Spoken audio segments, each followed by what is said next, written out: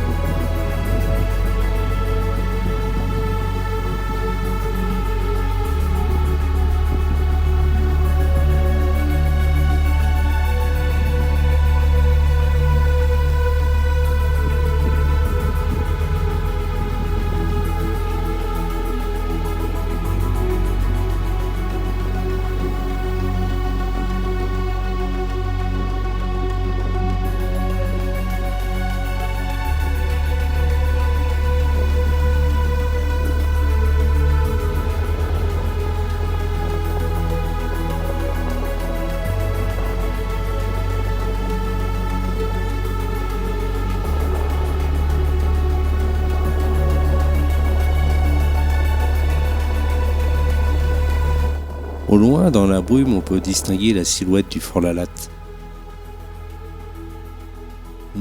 C'est pas forcément une brume. Je pense que plutôt que c'est un petit crachin breton là qui nous arrive. Et donc je retourne chercher la moto et on se rejoint directement sur le coin pique-nique. Alors j'enlève la capuche, tiens, ça aussi bien. Donc je vais faire le druide aujourd'hui. La bécane, je sais pas si on la voit, elle doit être derrière là-bas. Et puis de toute façon j'ai commandé le soleil. Bah, tu sais bien, je crois bien que ça y est. Donc ils sont tous barrés. C'est impeccable. Je vais quand même manger. Et puis oui, il est 13h30. Là c'est le Fort-la-Latte. Je viens du Cap-Fréhel. Et voilà. Donc aujourd'hui, malgré que ça soit dimanche, ça tombe bien, il fait pas très beau. Enfin si, il fait beau. C'est un vrai temps de breton. Donc ça tombe bien, je suis là.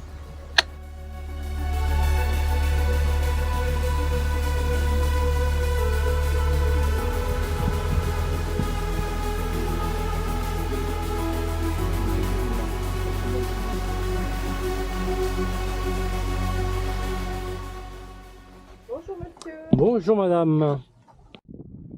Sur le site internet du château, il y a aussi un QR code qui permet d'accéder à une explication virtuelle très bien détaillée. Bien sûr, moi, aujourd'hui, ce ne sont que des bribes d'informations que je peux vous donner.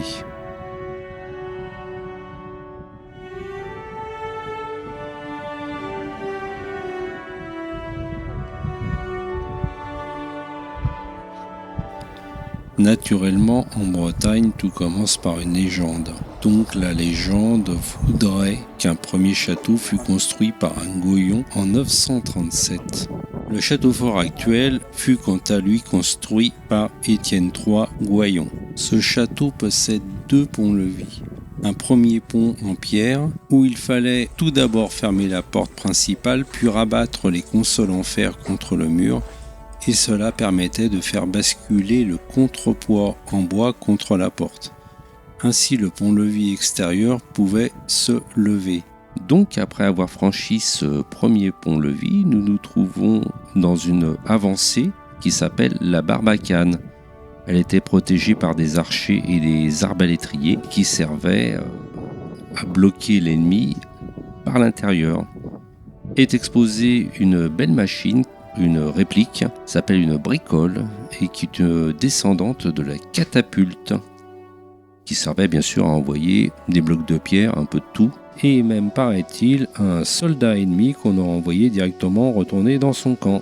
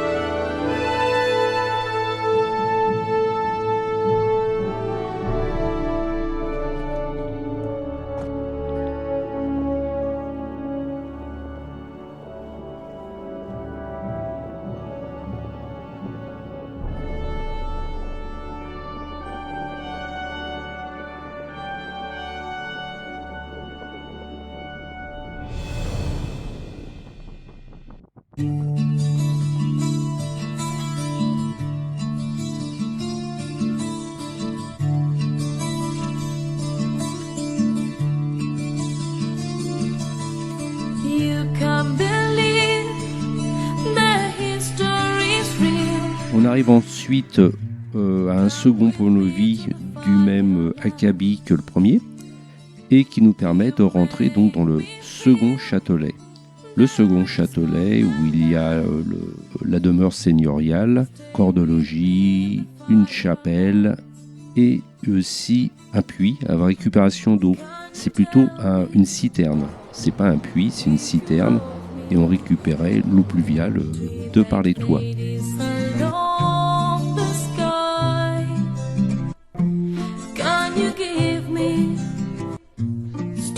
Sunshine, stay with me in the firelands.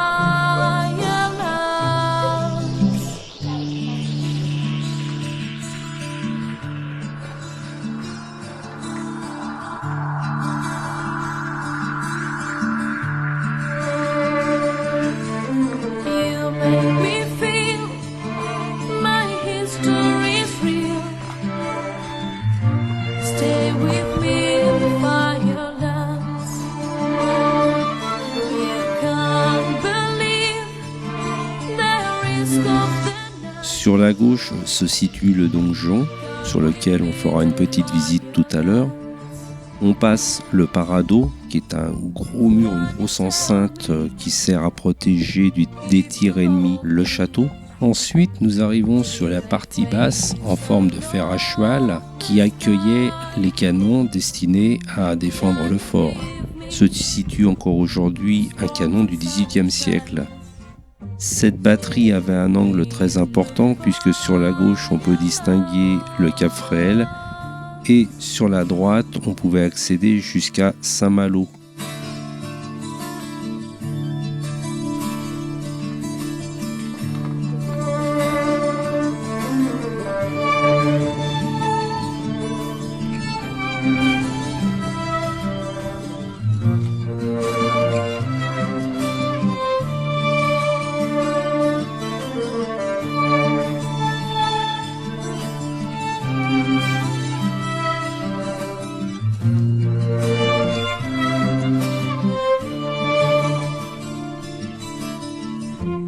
Can you tell me if you love me?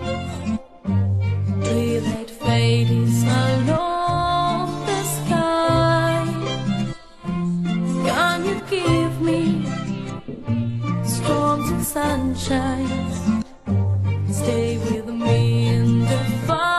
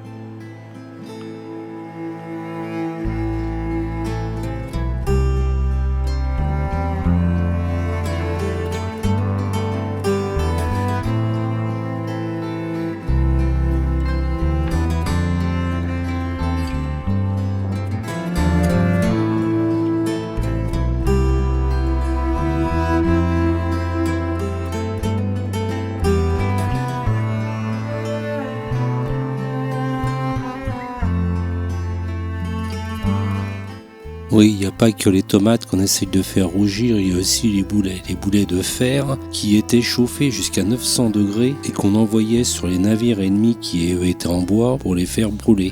Ces fours n'ont que très peu servi car il fallait chauffer à 900 degrés les boulets et il fallait environ 5 heures pour arriver à température. Les manier n'était pas évident, les faire tirer par les canons, il fallait une grosse manipulation. Et donc ils ont vite été abandonnés. Reste aujourd'hui l'expression tirer à boulet rouge.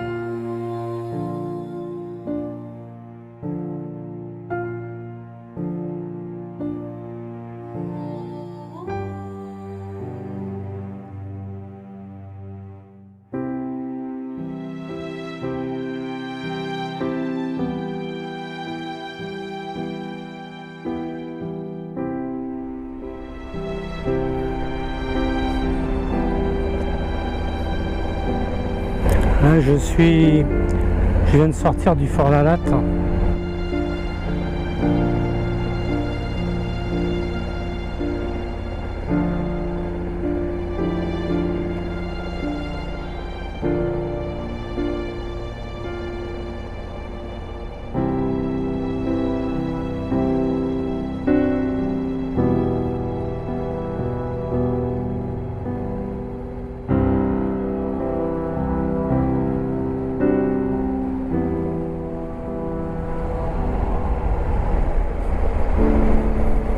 regarde s'il n'y a personne derrière quand même, parce que... Me voici donc au terme de cette journée, je dois rentrer, et d'ailleurs j'avais étendu du linge, donc il va falloir que je me dépêche un peu, parce que les nuages noirs s'amoncellent au-dessus de la tête, ça c'est encore un coup des Bretons. Non mais je suis en Bretagne au fait. C'est un coup des Anglais. Non, c'est les Anglais, bien sûr. Alors, on va mettre ça sur le dos des Anglais, mais ça va me permettre de faire quelques belles photos du soleil couchant.